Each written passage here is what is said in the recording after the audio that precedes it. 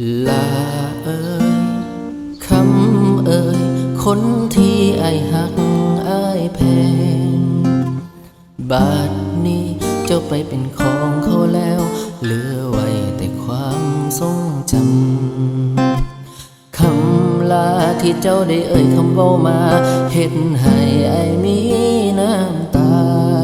เหลือใจลายถึกเจ้าทิมเดือนธันวาแก้วตาคนที่ไอห่างเบิดใจมือนี้เจ้านั้นได้ย่างออกไปทิมอายไปห่างเขา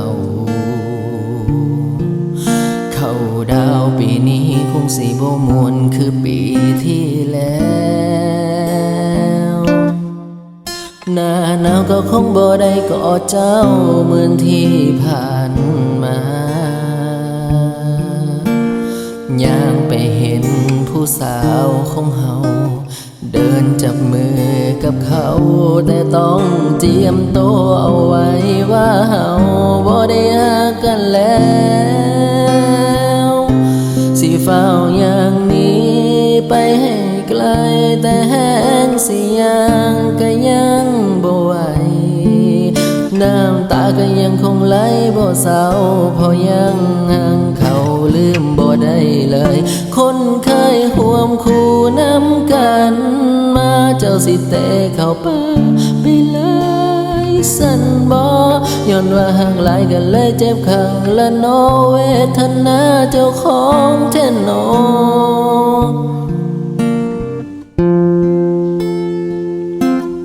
บอกเจ้าของเอาไว้ว่าบักผู้ให้คนนี้มันสู้ไผบ่ได้ปีใหม่ปีนี้มันบ่มีเจ้าแล้วได้ทำใจ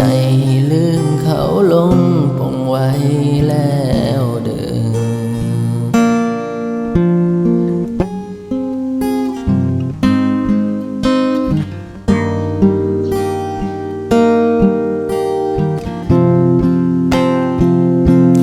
เฝ้าอย่างนี้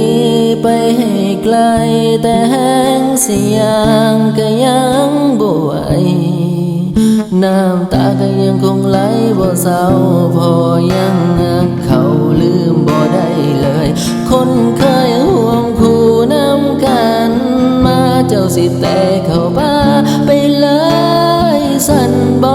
ย้อนว่าหักหลายกันเลยเจ็บข้างละน้อสิเฝ้าอย่างนี้ไปให้ไกลแต่แห้งสิยังก็ยังบ่ไหวน้ำตาก็ยังคงไหลบ่เศร้าเพราะยังห่างเขาลืมบ่ได้เลยคนเคยห่วมคู่น้ำกันมาเจ้าสิแต่เข้าป่าไปเลยสันบ่ย้อนว่าหักหลายกันเลยเจ็บข้างละน้อละน้อโอ้ย้อนว่าหักหลายกันเลยเจ็บข้างละน้อเวทนา